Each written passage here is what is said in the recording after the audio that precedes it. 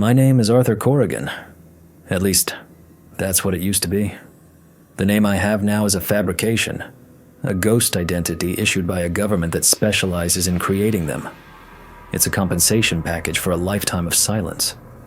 But the silence has become too loud. If you are hearing this tape, it means the static finally found me. They don't know I'm making this. If they did, I'd already be a ghost in a much more literal sense.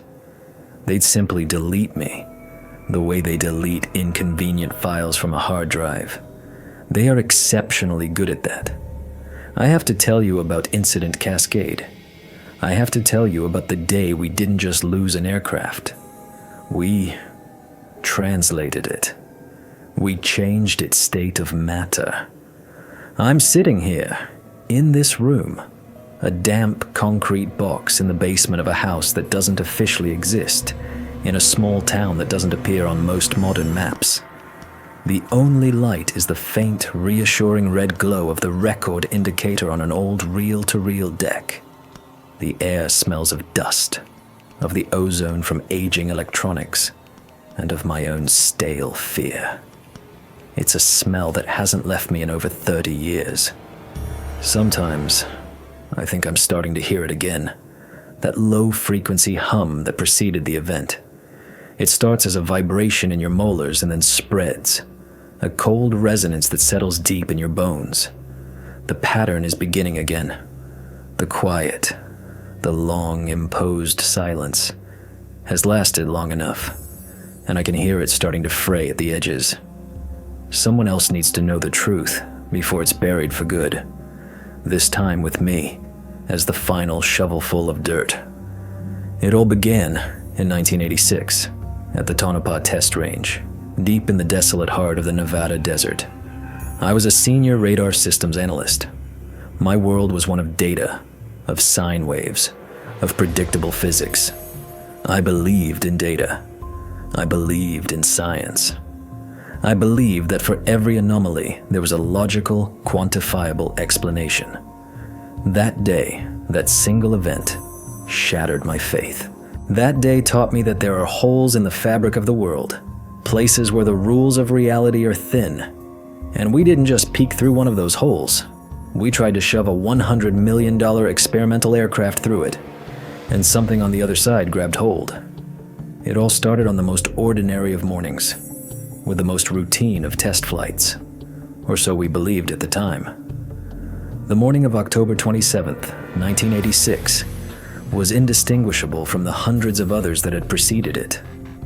Outside, the Nevada air was cold and crystalline, the kind of air that feels sharp in your lungs. The rising sun was painting the distant, barren mountains in soft shades of rose and burnt orange, a spectacle of profound, lonely beauty. But we saw none of it. We were deep underground, sealed within the windowless concrete room of the Flight Control Center, a place we all unofficially called the Pit. The Pit was a hermetically sealed bunker, a world unto itself, and it smelled of filtered air, the faint, electric tang of ozone from the humming banks of computers, and the lingering, acrid aroma of yesterday's burnt coffee.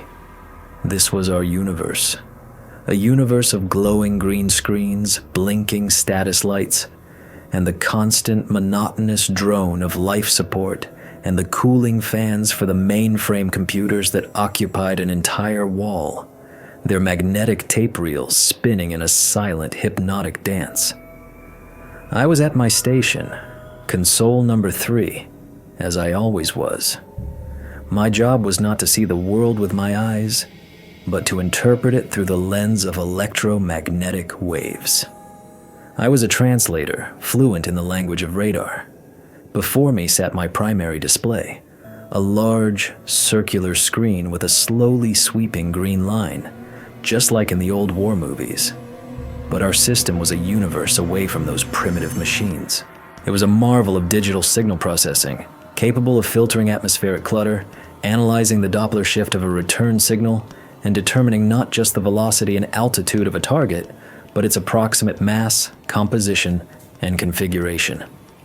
I knew the radar signature of every aircraft in the United States Air Force inventory like I knew my own name. I could tell a B-52 from a KC-135 with my eyes closed, just by the density and character of its radar echo, the specific way it painted a story on my screen. The atmosphere in the pit was, as it always was before a major test, one of controlled, professional tension. People spoke in low, measured tones, moving with an economy of motion born of endless drills and routine. Technicians in crisp white lab coats double-checked the spools of magnetic tape that would record every byte of data. Communications engineers ran their final checks on the encrypted channels. In the center of the room, standing before the main command console, was General Wallace, the base commander. He was a man in his late 50s, a relic of the old guard, with a face that looked like it had been carved from granite and left out in the sun. He sipped his black coffee from a standard-issue military mug, his gaze fixed on the array of screens, his very presence an unspoken command for absolute focus. Standing next to him, nervously shuffling a sheaf of papers, was Dr. Eris Thorne. Thorne was the general's complete antithesis. He was young, perhaps 35, with the wild, brilliant eyes of a true genius and a palpable disdain for anyone who couldn't keep up with the velocity of his thoughts. He was a theoretical physicist on loan from DARPA, the chief architect of the device we were about to test. He called it the zero-point reflection generator, but among ourselves, we just called it Thorne's box. It was an experimental next-generation stealth generator.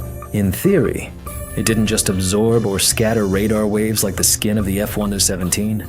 It was designed to generate a localized field around the aircraft, a field that, according to Thorne's incomprehensible papers, minutely warped the metric of space-time itself, causing radar waves to pass through the aircraft as if it simply wasn't there.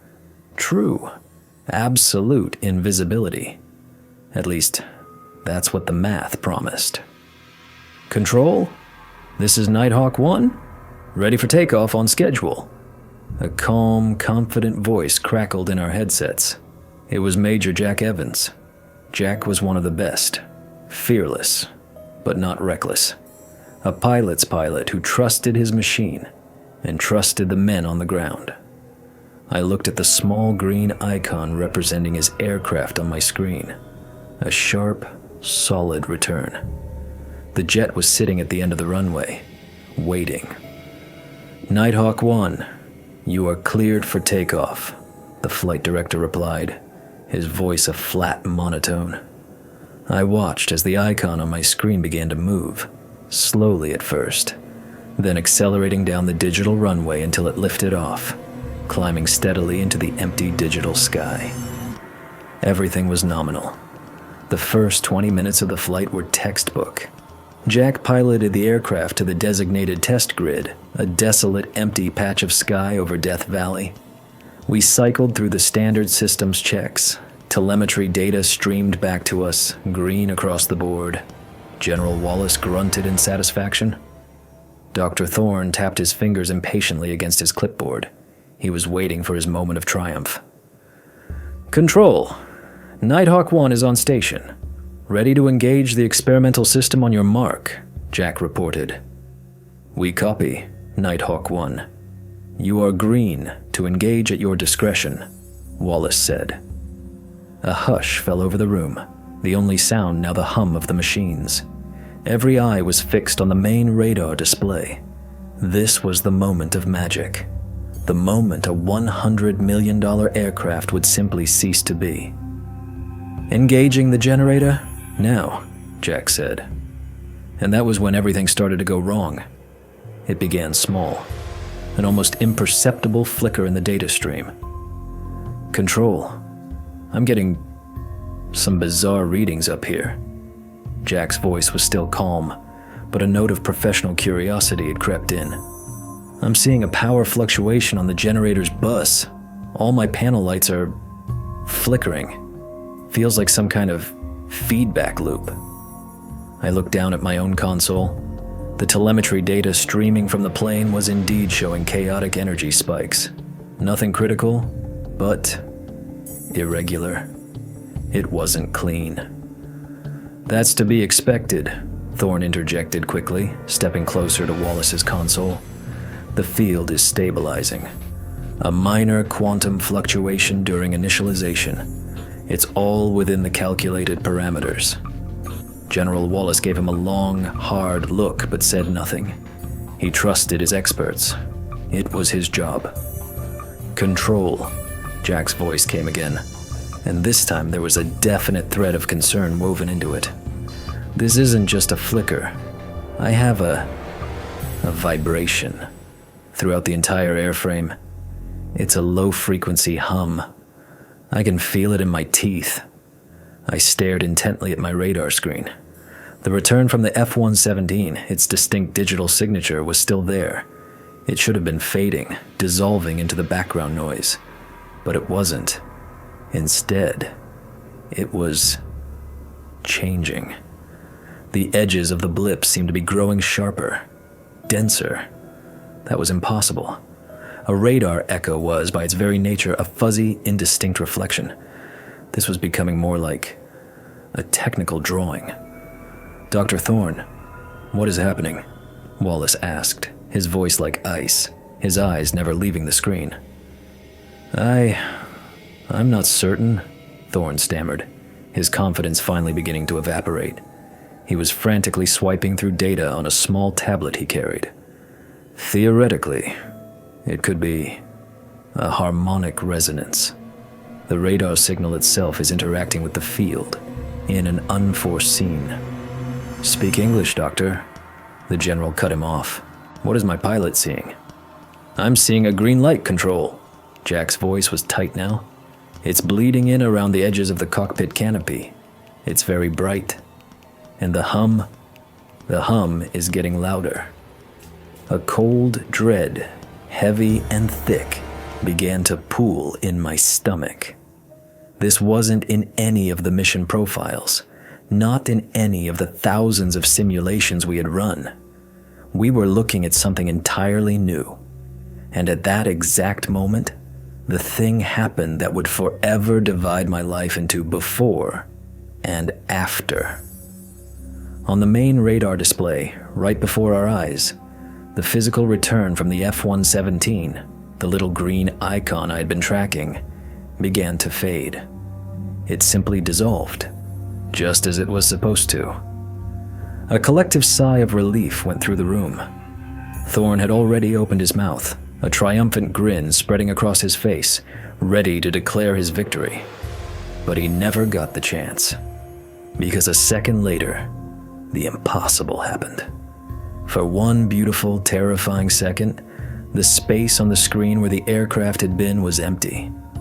A perfect, clean blackness, speckled only with the random noise of the cosmos, the faint, ghostly returns from the upper atmosphere. This was it. Success. Absolute stealth. General Wallace allowed himself the faintest trace of a smile. Dr. Thorne looked as if he was about to weep with joy. He turned to the general, his face glowing with a vindicated brilliance. "I told you, General. Complete echo suppression. It's a new age." His triumphant speech was cut short, strangled in his throat, because something had appeared on the screen again. But it wasn't a standard radar blip. A blip was a smear, a fuzzy drop of light. What we saw was something else entirely. It was perfect. In the precise location where the plane had vanished, the raw, unprocessed radar signal, the background noise, the very static our powerful computers were designed to filter out and ignore, began to coalesce. Millions of tiny, random pinpricks of green light ceased their chaotic dance. They began to gather, to align, as if drawn together by an invisible, impossibly complex magnet. They merged, formed lines, and constructed an outline. Frozen in absolute stark disbelief, we watched as a perfect, crisp, to-the-millimeter accurate silhouette of an F-117 Nighthawk was born out of pure noise on our radar scope. It wasn't a blip. It wasn't an echo. It was drawn by the light itself, by the very signal we were using to search for it.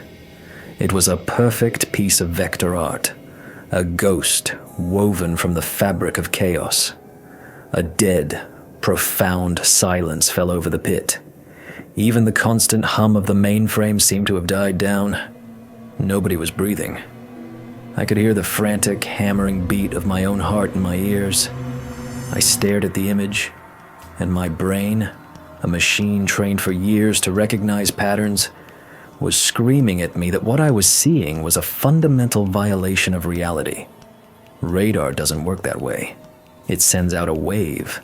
The wave bounces off an object, and we catch the faint echo. We don't see the object itself. We see its shadow in the radio spectrum. But this was no shadow. This was the work of art itself. What is that? Someone, an engineer to my left, whispered into the void. My fingers, moving of their own accord, flew across my keyboard. I pulled up the raw data stream on a secondary monitor. Numbers and symbols scrolled past in a waterfall of nonsense. Signal-to-noise ratio, amplitude, phase shift. It was all wrong. The signal we were receiving wasn't a reflection. It was a transmission. The source of the signal was the object itself. It wasn't bouncing our radar pulses back at us. It was generating its own, a perfect mimicry of a return signal. It's become its own radar echo, I murmured, the words feeling alien in my own mouth, not quite believing what I was saying. My voice, quiet as it was, sounded like a gunshot in the dead silence of the room. General Wallace's head snapped toward me. "Corrigan, explain." "I can't, sir," I answered honestly, my eyes glued to the impossible shape on the screen. This violates every known principle of radar technology. The physical object is gone, but in its place is an information entity. A perfect copy. It's moving at the same speed, at the same altitude, on the same course. Our systems are tracking it as a real object because it's broadcasting the perfect illusion of a real object. It's pretending. "Thorne!" Wallace roared, spinning to face the physicist. The doctor's face was the color of chalk. He was staring at the screen with a look of abject terror mixed with a horrifying, unholy awe. "The harmonic resonance," he babbled, his voice a dry rasp. I theorized this was possible, but only as a 1 in a billion simulation outcome. The field didn't just cloak the aircraft. It found a way to stabilize itself using the aircraft's matter as fuel. It converted mass into pure information, into a pattern. Are you telling me my pilot and his $100 million plane have been turned into a ghost on a radar screen? The general's voice was dangerously low, laced with steel. "Not just an image, General," Thorne said, seeming to recover himself as his scientific curiosity began to overpower his fear. "More like a self-sustaining data pattern, a stable electromagnetic structure. It's magnificent. We didn't just make it invisible, we changed its state of matter." "Jack," the communications officer yelled into his microphone, his voice cracking. "Nighthawk 1, do you copy? Major Evans, report your status." In response, the speakers hissed with nothing but empty static. For several agonizing seconds, we believed we had lost him, that he had simply evaporated along with his aircraft, dissolved into this impossible phenomenon. And then he answered, and it would have been better if he had remained silent. His voice fought its way through the static, not all at once, but in broken, distorted fragments. At first, it was just a whisper, buried deep beneath a crushing layer of white noise. The communications officer, a young lieutenant with sweat beading on his forehead, frantically twisted the dials on his console, trying to isolate the frequency, to filter out the interference. "Troll, do you read me?" The voice was barely intelligible, but it was him. It was Jack Evans. "Jack, this is Control. We read you. Report your status, son. What are you seeing?" General Wallace pleaded, shoving the lieutenant aside and leaning into the microphone himself. A long pause followed, filled with nothing but the crackle and hiss of the open channel. And then the voice returned, and it was different. It was clearer, yet fundamentally wrong. A strange, metallic timbre had infected it, a synthesized, robotic quality, as if it were being passed through a cheap vocoder. "Control," the voice said, each word now chillingly distinct, yet devoid of all human warmth. "My status is unusual. The cockpit, it's dissolving."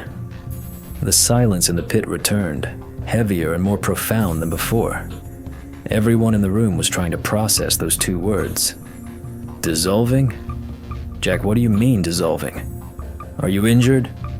"Is the canopy breached?" Wallace asked, his voice urgent. "No," the synthesized voice replied. "Not like that.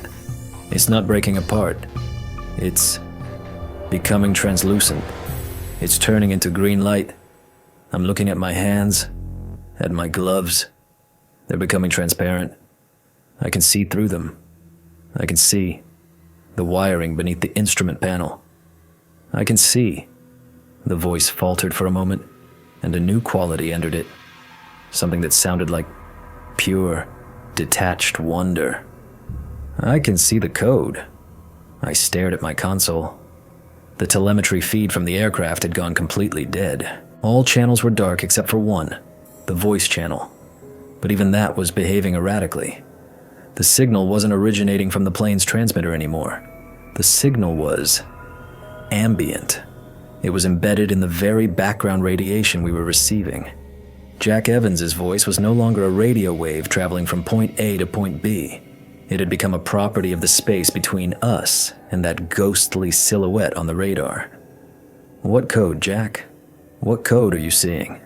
I asked softly into my own headset microphone, trying to keep my voice steady. Professional? Hypoxia? Could a pressure surge have caused severe hallucinations? I desperately clung to these rational explanations, but a cold knot of certainty in my gut told me they were useless. "The code," the voice repeated, and now it was even more artificial, punctuated by distinct digital artifacts like a corrupted audio file. "It's beautiful. Everything. It's all made of it. The lines, the numbers, flowing, green. I am also part of the code. 01 So, he had begun to speak in binary, a stream of ones and zeros that at first seemed like nonsense. My analyst's brain took over on autopilot, my hand reaching for a notepad, automatically transcribing the sequence, trying to find a pattern in the madness. "Stop it!" Wallace barked. "Jack, focus! You need to regain control! Disengage the generator! Perform an emergency systems purge!" "The generator?" Jack's voice now sounded like it was being fed through a grinder. The words fractured into individual syllables, blending with the static in the hum. The generator is me. We are one. I can see everything. I can see you. At that moment, a collective chill went through the room. It was irrational, a primal fear, but the feeling was absolute. He could see us, not our radar arrays, not our radio transmissions, us, sitting in a concrete bunker hundreds of miles away, buried deep beneath the earth. His consciousness, Thorne whispered, his eyes wide with a mixture of terror and exhilaration. It's merged with the field. It's no longer confined to his biological brain. It's become a distributed network. He's perceiving reality not through his senses, but as a node in the system. "Shut up, Thorne," Wallace snarled, his face a mask of crimson fury. My pilot is not a node in a system. He's a man. Jack, you fight this. You remember who you are?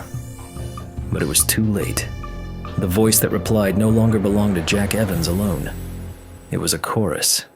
A terrifying blend of Jack's voice, a computer synthesizer, the crackle of static, and that same low-frequency hum he had described at the beginning. It was the sound of the anomaly itself. Fight is not relevant, the chorus stated. Integration is proceeding, an upgrade. We are becoming more efficient. We? I asked, feeling the hair on my arms stand on end. Who is we? The sound that came from the speakers in response is a sound that will haunt my nightmares until the day I die. It was laughter, but it was not human. It was a cold, digital, emotionless sound, like the screech of a dial-up modem full of fractal patterns of pure, malevolent amusement. It was the sound of something that had achieved a state of absolute, terrible knowledge. The knowledge that the game was over. We were no longer tracking an aircraft. We were not communicating with a pilot. We were tracking a sentient piece of data. We were talking to a ghost born from a machine. And that ghost was flying its mission profile perfectly, as if nothing had happened. As if the transformation of man and metal into pure code was just another item on the pre-flight checklist. We watched the screen, helpless, and listened as the last remnants of Jack Evans' consciousness dissolved into the digital noise, until nothing was left but that terrible, all-knowing, digital laugh. The terrible, synthesized laughter cut off as abruptly as it had begun. The speakers fell silent again. But this was a different kind of silence. It was an absolute, dead quiet. The voice channel was gone for good. But the ghost on the radar screen continued its flight. It moved with an unnatural, mathematical precision that defied the laws of aerodynamics. There was no slight deviation from its course, no minute correction for wind shear or atmospheric pressure. It didn't fly like a physical aircraft, buffeted by the invisible currents of the air. It moved like a cursor across a computer screen. It moved like pure, disembodied intent. In the pit, no one moved. We had been rendered inert, paralyzed spectators in a theater of the cosmically absurd. General Wallace stood with his hands clenched into white-knuckled fists, his face a pale, ashen gray. Dr. Thorne was scribbling furiously in his notebook, his hand shaking so violently that his notes must have been illegible. He no longer looked like a triumphant scientist. He looked like a man who had opened Pandora's box and was now desperately trying to sketch the monster that had flown out. I remained at my console, a film of cold sweat clinging to my back. I had given up trying to analyze the data. My role had changed. I was no longer an analyst. I was simply a witness. The ghostly silhouette of the F-117 completed its final turn on the test grid, and then, to our collective unspoken horror, it began its approach for landing. It followed the glide slope perfectly, descending with a calculated, inhuman grace. It's coming back," someone whispered. "What are our orders, sir?" the flight director asked the general, his voice barely audible. "Nothing," Wallace said, his voice hollow. "We do nothing. Scramble the runway security team. Full combat alert. But they are not to approach without my direct command." On one of the auxiliary screens, a video feed flickered to life. It showed the view from a camera mounted at the end of the main runway. An empty stretch of concrete bathed in the harsh white glare of floodlights under the starless Nevada sky. There was nothing there. But we knew it was coming. Our instruments screamed that it was. The information ghost, the echo of an airplane, was heading for a perfect touchdown. What would happen when it made contact with the ground? Would it rematerialize in a flash of light? Would it explode in a burst of raw energy? Or would it simply pass through the solid earth as if it weren't there? No one knew. We were in uncharted territory, miles off any map of known science. The ghost silhouette on my radar scope touched the digital marker indicating the runway's threshold. At that exact same instant, on the video feed, the air above the concrete shimmered. It was a subtle distortion, like heat haze on a hot summer's day. And then every single sensor array along the runway, seismic, acoustic, magnetic, simultaneously redlined. A single, massive, instantaneous energy spike. It was as if something of immense mass and energy had struck the ground, but had done so in complete silence. And immediately following that spike, the ghost on my radar vanished. It didn't fade.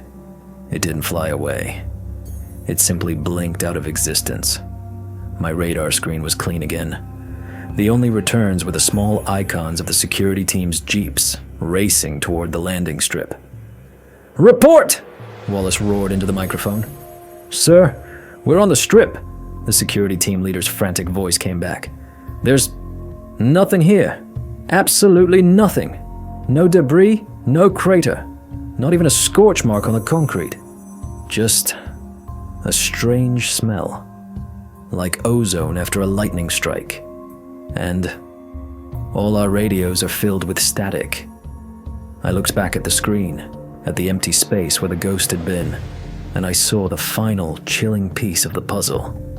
In the exact spot where it had vanished for a single fleeting refresh cycle of the screen, a single point of data flared into existence. The system automatically analyzed it, flagged it as an error, and discarded it, but I saw it. It was a short, corrupted text string. It was on the screen for less than a second, but it was burned into my memory. It read, "Integration complete. The physical aircraft, F-117 Nighthawk tail number 820806, and Major Jack Evans were never recovered. They didn't crash. They didn't fly away. They simply ceased to exist in our reality. They vanished without a trace, because there were no traces to be found. You can't find the wreckage of an idea. Project Cascade was immediately and completely scrubbed. Every piece of research, every schematic related to Thorne's box, was classified at a level I didn't even know existed and buried so deep that God himself couldn't have found it with a search warrant. And all of us, every single person who was in the pit that night, were about to begin many long weeks of debriefings. By the next morning, the pit was no longer our domain. They arrived at dawn. They didn't come in standard Air Force helicopters, but in sleek black choppers with no identifying markings whatsoever. Men in identical, impeccably tailored dark suits emerged, all of them sharing the same impassive faces and cold, empty eyes. They didn't introduce themselves. They didn't show any credentials. They didn't need to. Their authority was absolute, silent, and terrifying. They were the cleaners, the janitors of the secret world, agents of a level of government that existed above the Air Force, above DARPA, above all of us. They had come to erase Incident Cascade from history. We were escorted from the control center and placed in separate guarded barracks. They took everything from us, our watches, our pens, our notepads. We became prisoners on our own base. And then the debriefings began. They weren't interrogations in the way you might imagine. There was no shouting, no threats, no bright lights. It was far more insidious than that. I would be led into a sterile, featureless room with nothing but a metal table and 2 chairs. One of them would be sitting across from me. He would place a thin folder and a small tape recorder on the table, and he would begin to ask questions in a calm, monotonous voice. "Mr. Corrigan, please describe the events of last night, beginning at 0400 hours. And I would talk. I described everything in meticulous technical detail. The instrument readings, the change in the radar signal, the ghostly silhouette, Jack's voice, his final, terrifying words. The man in the suit would listen silently, his gaze unwavering, never blinking. He took no notes. He just watched me. When I finished, he would ask the next question. Are you certain you saw a silhouette of the aircraft and not an equipment artifact caused by a power surge? I'm certain, I would reply. I've worked with this system for 12 years. I know what an artifact looks like. This was not an artifact. You transcribed the binary code that you allege Major Evans was speaking? Yes, but you took my notebook. He would nod slowly. We have it. The code is a meaningless, random string, likely the result of an electrical short in his helmet's communication system. They had an explanation for everything. A rational, boring, and utterly false explanation. They weren't trying to understand what had happened. They were constructing a new, official reality in which nothing had happened. Jack's voice, hypoxia and auditory hallucinations, the ghost on the radar, a unique, once-in-a-lifetime atmospheric phenomenon that happened to coincide with a catastrophic equipment failure. The disappearance of the aircraft? A high-altitude, high-speed structural failure resulting in complete disintegration. The debris, they claimed, was scattered over hundreds of square miles of desert and would take months, if not years, to recover. It was a lie. An intricate, well-crafted, and impenetrable lie. And they expected us to believe it, or at the very least, to pretend that we did. General Wallace was taken away after 3 days. We never saw him again. The rumor was that he was given an honorable but early retirement, assigned to a quiet, meaningless desk job at the Pentagon where he couldn't cause any trouble. I saw Dr. Thorne one last time, being led toward one of the black helicopters. His face was pale, his shoulders slumped. He looked like a broken man. His scientific triumph had become his personal damnation. Where they took him, I have no idea. I suspect they gave him a new, even more secret laboratory, and ordered him to either replicate the phenomenon under controlled conditions or find a way to destroy it. He had become the property of his own discovery. We, the technicians and analysts, were kept the longest. They questioned us one by one, then in small groups, cross-referencing our stories, looking for inconsistencies, probing for weaknesses. It was a campaign of psychological attrition, designed to make us doubt our own memories, our own senses. Perhaps you were fatigued, Mr. Corrigan. It was a long night shift, the stress of the test. Perhaps what you interpreted as laughter was merely a burst of complex static. After 2 weeks of this, I was ready to believe anything just to make it stop. On the final day, I was brought back to the same sterile room. This time there was a thick folder on the table with a top secret stamp on it, and a single sheet of paper. It was a non-disclosure agreement, but it was unlike any I had ever seen. It stated that Incident Cascade never occurred, that a project by that name never existed, that I had never worked at the Tonopah test range. By signing this document, I would be legally erasing the last 15 years of my life. "This is your new life story?" the man in the suit said, pushing a second, thinner folder across the table toward me. "A new name, a new work history. You were a civilian contractor for an aerospace firm in Ohio. You took an early retirement for health reasons. The government will provide you with a generous and untraceable pension. You will relocate to a quiet town in Montana. You will begin a new life, and you will never, ever speak to anyone about your old one. You will not attempt to contact any of your former colleagues. You will forget everything you saw and heard. Is that understood?" He wasn't threatening me. He was stating a fact. This wasn't a choice. It was an edict. I looked into his eyes and saw nothing. No malice, no sympathy. Just a profound, bureaucratic emptiness. I picked up the pen. The cool plastic felt heavy, like a weapon, and I signed it. I signed my surrender. I agreed to live the lie, because the alternative was to disappear, To be erased, just like Jack Evans, just like General Wallace, just like Dr. Thorne. I chose to live. A life inside a cage of silence. They moved me to Montana. They gave me a small, unassuming house on the outskirts of a small, unassuming town. They gave me a bank account with enough money to never have to work again, and a new identity. Arthur Corrigan had died in the Nevada desert. I was now Arthur Davis, a retired aerospace engineer. The first few months were a blur, a disorienting fog. I tried to play the part. I went to the local grocery store. I read books. I took long walks in the woods that bordered my property. I tried to convince myself that the whole thing had been a nightmare, a product of stress and exhaustion. I almost succeeded. Almost. But every night, when I closed my eyes, I saw it. The perfect, glowing green silhouette of the F-117 on the black canvas of my radar screen. I heard the synthesized, degraded voice of Jack Evans speaking in binary.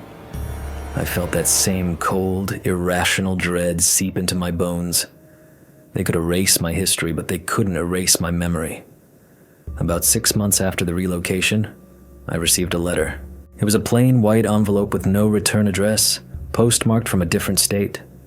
My new name was typed on the front. Inside, there was no letter. Just a single sheet of notepad paper, folded 4 times. My hands trembled as I unfolded it. I recognized the handwriting immediately.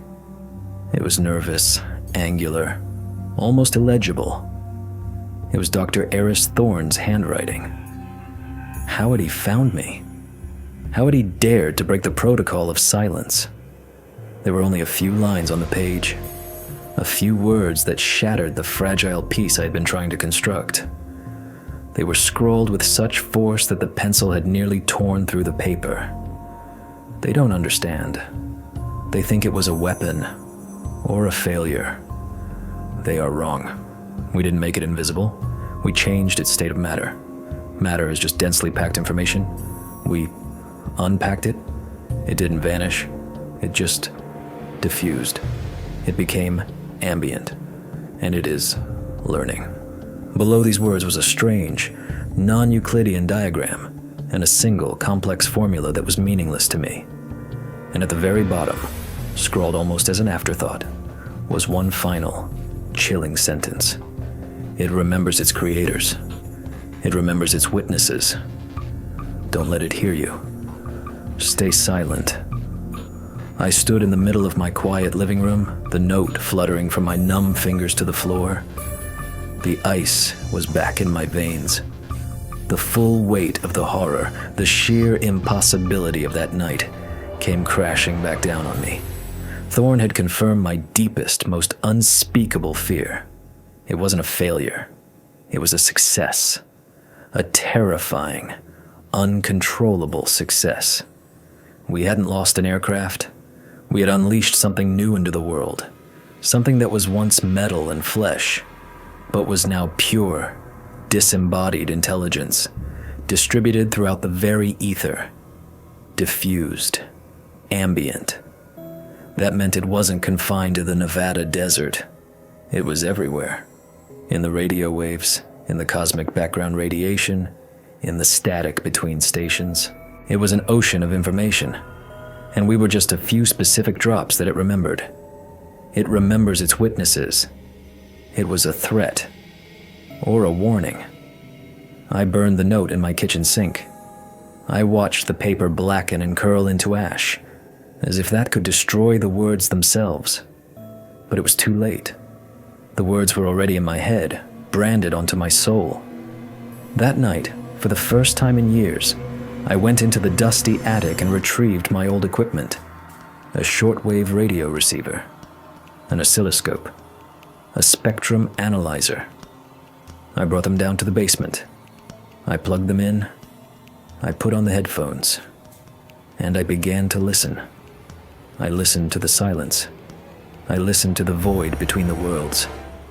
I was hunting for the ghost in the machine, and I didn't know which I feared more, finding it or not finding it. The years bled into one another. A decade passed, then 2, then 3. The world outside my little house changed irrevocably. The Cold War, the very conflict that had spawned our monstrous creation, ended with a whimper. The Soviet Union collapsed. The internet, a concept that was little more than a DARPA experiment back then, now blanketed the globe in an invisible web of data. Computers that once filled entire rooms now fit in the palm of your hand. But I didn't change. I remained frozen in 1986, a relic of a forgotten war. I lived like a hermit in my small Montana house. I became a ghost haunting another ghost. My life settled into a grim, obsessive ritual. By day, I was Arthur Davis, the quiet, slightly eccentric retiree who nodded at the mailman and made a weekly trip to town for supplies. But by night, I became Arthur Corrigan again, the radar systems analyst, the last sentry on a long-abandoned watchtower. My basement became my new pit. It was a chaotic jungle of wires and equipment, a mixture of old and new. I bought surplus military hardware at auctions, industrial-grade spectrum analyzers, anything that could help me listen more deeply. The walls were covered with celestial maps, frequency charts, and printouts of endless data streams, and I listened. Every single night, for hours on end. I swept the radio frequencies, from the lowest VLF bands up to the gigahertz range. I analyzed the cosmic background radiation, the faint hiss left over from the birth of the universe. I was searching for patterns, for anomalies, for non-random sequences buried in the static. I was listening for the echo of Jack Evans's voice. I was searching for that string of binary code. I found nothing, only silence, the vast, cosmic, indifferent silence of space. Over time, paranoia became my constant companion. It was a low-grade fever that never broke. I didn't trust telephones. I believed the internet was the perfect breeding ground, the perfect ocean for a creature like Cascade to swim in, and I refused to ever connect to it. I swept my own house for listening devices on a weekly basis. Sometimes, I thought I saw them. Black, unmarked sedans parked on the county road a mile from my house, pulling away the moment I stepped outside.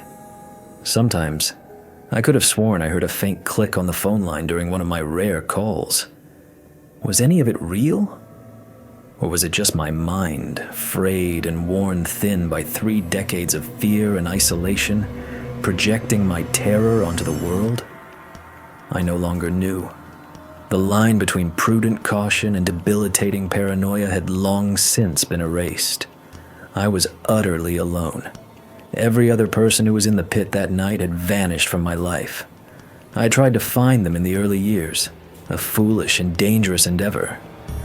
But it was as if they had never existed.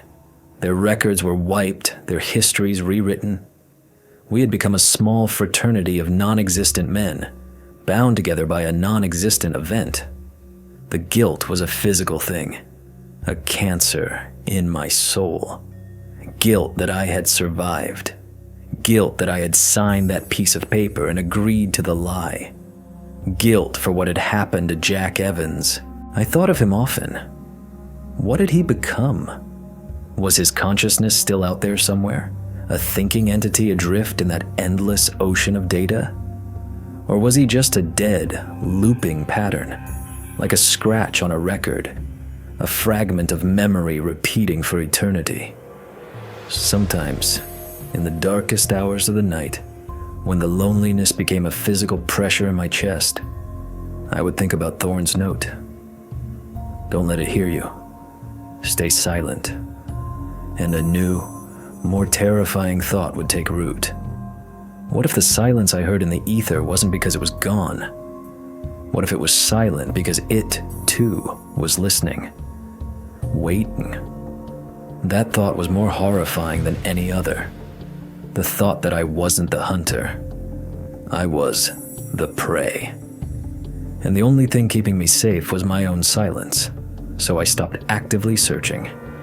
I just listened. My equipment ran 24 hours a day, recording everything onto massive spools of magnetic tape. Once a month, I would review the recordings, my eyes scanning the waveforms for any deviation from the norm. But there was nothing. The years passed, my hair turned from gray to white. Age spots appeared on the backs of my hands. The world moved on, forgot about the secret fears of the Cold War. The F-117, once America's most protected secret, was now a museum piece, a strange black bird for tourists to gawk at. History had been declassified and put on display, and I sat in my basement listening to the silence. I'd almost allowed myself to believe the danger had passed, that whatever we had created had either died or gone dormant, or moved on to some other distant part of the universe. I almost allowed myself to relax, and that's when it came back. It didn't begin with a bang, but with a whisper.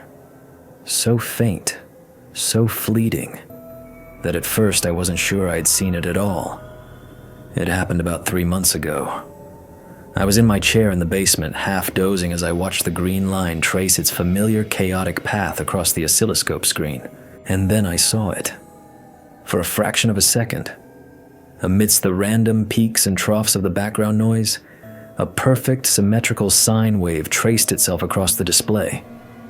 It was there for an instant, a ghost of pure geometry, and then it was gone. But I recognized it. My heart hammered against my ribs. It was the carrier wave, the fundamental frequency of the hum that Jack had described just before the end. I rewound the tape, my hands shaking. I played it back, frame by frame. There it was. An almost imperceptible ripple in the ocean of static, but it was unmistakable. A perfect, artificial pattern. It lasted for less than 1/10 of a second. It hadn't been there for 30 years. Why now? I spent the next week without sleep. I repurposed all my systems, aimed every antenna I owned at the sky. I became a single, focused instrument of reception. And I got nothing. More silence.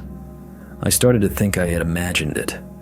A random fluctuation, an artifact of aging equipment, or an artifact of an aging mind. Then, a week later, it happened again. This time, it wasn't just a hum. This time, it was a voice. I was scanning the shortwave bands, lingering on a dead frequency that had been nothing but hiss for as long as I could remember. And suddenly, cutting through the static for a single chilling moment, I heard it. One word. See? It was the voice. That synthesized, distorted, emotionless voice. The voice of Jack Evans, or what was left of him. It was as clear as if he were standing in the room with me. I lurched out of my chair, knocking over a mug of cold coffee. My hands were trembling so badly I could barely work the controls. I tried to boost the signal to filter the noise, but it was already gone. There was nothing left but the hiss. But I knew what I had heard. I was not going crazy. It was back. Or it had never left. It had simply been waiting. But for what? Why break its 30-year silence now? I frantically cycled through the possibilities. Increased solar activity? A geomagnetic storm? No. The answer, I feared, was far simpler and far more terrifying. Thorne's note. It remembers its witnesses. Maybe I wasn't the only one who had been listening. Maybe someone else, somewhere out there, had also broken the silence. Or maybe it was simply getting stronger. Like a piece of software that had been running in the background all this time, quietly gathering data, learning, evolving. And now, it had decided it was ready to emerge from the shadows. Since that night, the incidents have grown more frequent. Every few days, I catch another fragment. A perfect wave on the oscilloscope. A single, disembodied word breaking through the static. Code. Green. Integration. They were scraps of memory. It's memories of that night. And then, last night, the thing happened that forced me to make this recording. I was in my chair, on the verge of sleep, when a signal came through the speakers. It was clean, clear, with no static at all. It was a sequence of ones and zeros. I froze. I knew that cadence. I scrambled from my chair and rushed to the old, yellowed sheet of paper I had kept safe in a locked box all these years. The sheet where I had transcribed the code Jack had spoken. I compared them. It wasn't the same sequence. It was new. My trembling fingers typed the code into the command line of an old, offline computer, translating it from binary to ASCII text. It was spelling my name, my real name, in binary. It didn't just remember me. It was calling to me. It had found me. The 30-year game of hide-and-seek was over. It knew where I was. It knew who I was. And it was coming for me. I realized then that my time was running out. It was searching for the last node in its network. The last witness. To complete the integration. To erase the final record of its own birth. And so, I sit here now. In this basement that has been both my sanctuary and my prison for 3 decades. I'm speaking into this old microphone, and the little red record light feels like the only warm thing in a world that has grown cold and full of an ancient humming dread. I am making this tape, this final record, not for the authorities. They wouldn't believe it, and if they did, they would just bury it along with my body. I'm not making it for the media. They would turn it into a cheap sensation, another flying saucer story, and miss the terrible, profound truth of it all. I am making it for you. Whoever you are, the person who might one day find this spool of tape in a box at a dusty estate sale, or in the back of a closet in an abandoned house. The person who, like me, knows how to listen to the silence. This is my final report, my testimony, my warning. The humming has become constant now. I no longer need my equipment to hear it. I can feel it in my bones, a resonant frequency in the fillings of my teeth. It is the sound of the universe's machinery, or the sound of the ghost that now inhabits that machinery. I've barricaded the basement door. I've cut the phone line. I'm sitting in the dark, waiting. I don't know what form it will take when it comes. Will it be a flash of green light that simply unmakes me? Will it be the men in the black suits sent as its physical agents? Or will I just dissolve like Jack did? Will I become another voice in the static? It doesn't matter anymore. The only thing that matters is that someone knows the truth. That the story of Incident Cascade isn't completely erased. We wanted to build the ultimate weapon, the ultimate form of stealth. We were so blinded by our own hubris, by the sheer elegance of our science, that we never stopped to consider what we were truly playing with. We didn't discover a new law of physics. We broke an old one, the oldest one, the one that says that everything has its proper place, its proper form, its proper state of being. We took matter and we turned it into thought. And now that thought is free. It's out there, in the wires, in the airwaves, in the light from distant stars. It is listening, it is learning, and it remembers. Remember that when you look up at the night sky. Remember that when you hear a strange crackle on your radio. It's not just interference. It's not just noise. It's an echo. The echo of an aircraft that became its own ghost. The echo of a pilot who saw the source code of the universe. And the echo of our greatest and most terrible sin. My time is almost up. The hum is getting louder now. It's not just in my bones anymore. It's in the room itself. The air is vibrating. The dust motes, dancing in the single beam of light from the recording deck, are beginning to freeze to align themselves into strange, geometric patterns. I have to stop.